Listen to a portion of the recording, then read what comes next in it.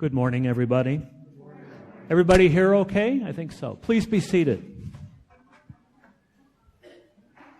Father Kevin, thank you for trusting me and giving me a chance, and thank you all for your patience and tolerance and attention. Lord, teach us to pray. May the words of my mouth and the reflections that I'm about to share and will share together be acceptable to you, our God and Father.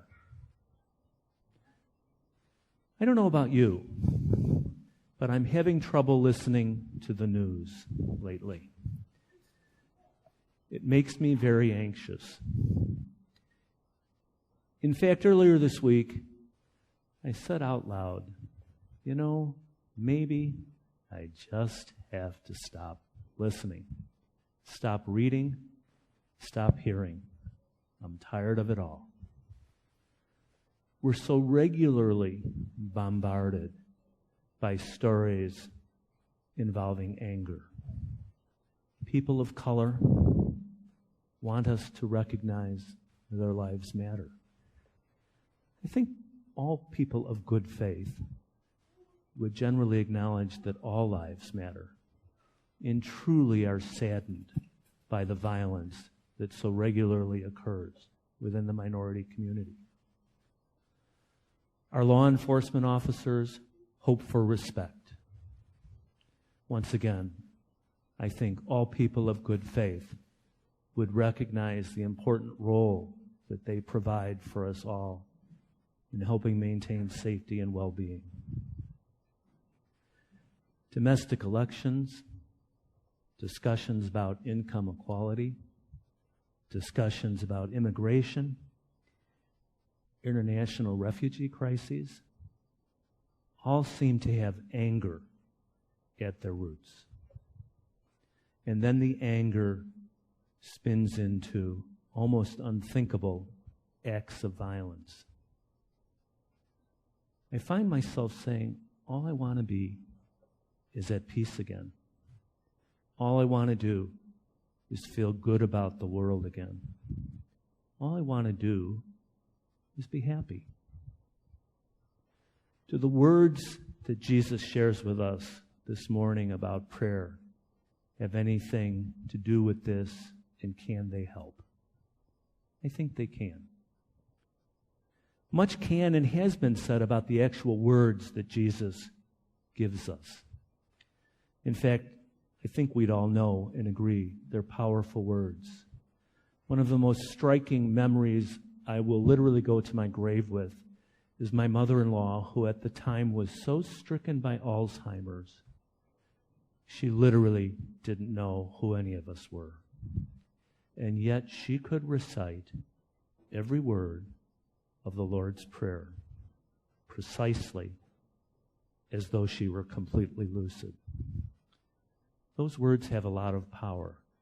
But today I'd like to reflect a little bit on not the words so much as the actions and the preparation involved in prayer. Our story begins with a very simple phrase. Jesus was praying in a certain place. Well, what of that place? The Gospel of Luke has many stories involving Jesus praying. We know he had a very active prayer life. But how did he pray? Where did he pray? What was that certain place? We're really not given much insight about that place. So what might it be like?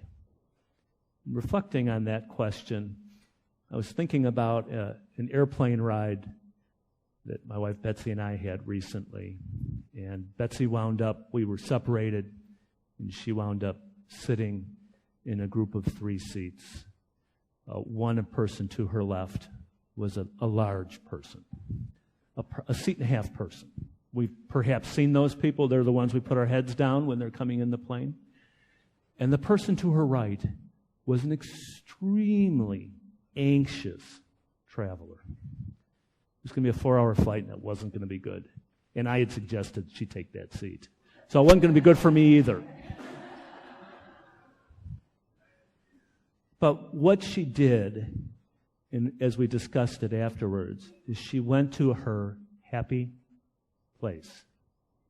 Well, what was that happy place? It was a place with her knitting. It was a place with her book. It was a place with her music. But what it really was is a place where she could intently focus on things other than what was going on in that particular situation. So I think that certain place is one that involves intense focus so that we can communicate with our God. In the words Jesus gives us, there's only one conditional phrase. Forgive us as we forgive others. And I would suggest that that might be another action that we can take in preparation for prayer. In all of the stories in the news that I've read in the last several weeks, one stands out in particular as sort of a good news story. And it started in a way that could have rapidly descended into bad news. But a black professional male was stopped by the police. Traffic stop. Was there profiling? Oh, I bet there was. But how did this individual react? The first words out of his mouth were, "Good morning, officer. I bet it's very difficult to be a policeman in this time. How are you?" And as you might imagine, copying a positive attitude rather than possibly an alternative completely changed this situation. What ensued was a conversation, a discussion about how both men were. And what followed, and I think there's a lesson for us, was a warning, not a ticket. In the parable of the good neighbor, Jesus cites that bread is given as a result of the asker's persistence. And yet, there is another alternative translation of that word that I think is also very applicable, and that is shamelessness. The neighbor asked shamelessly. And so, too, I think it's important for us to come before our God shameless in acknowledging our weakness and our need. Today's gospel is rich in metaphors about parenting, right? Who would give their child a snake if they asked for a fish? I've raised 3 boys. They've asked for a lot of fish. I can say I haven't given them a snake, but they didn't always get the fish they asked for.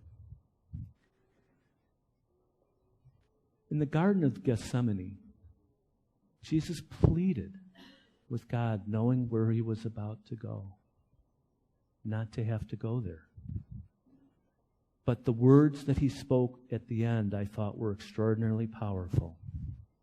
Not my will, but thy will be done. Does that mean God's will is that for bad things to happen? I don't think so. But once again, I think the analogy of parenting is very important, right? One of the things we give our children as parents is freedom. Freedom to make choices. And sometimes they're not good ones. And I can tell you from a parent's perspective, it's very painful to watch. And I'm sure it's extraordinarily painful for God to watch some of our choices. But in the end, what he promises to give us is the Holy Spirit.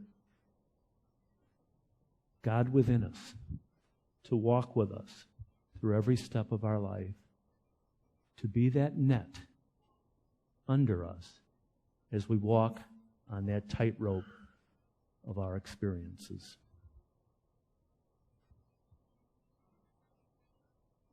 Isn't that really all we need? And maybe one other comment about shamelessness. Don't know about you, but in my prayers, I tend to do a lot of the talking.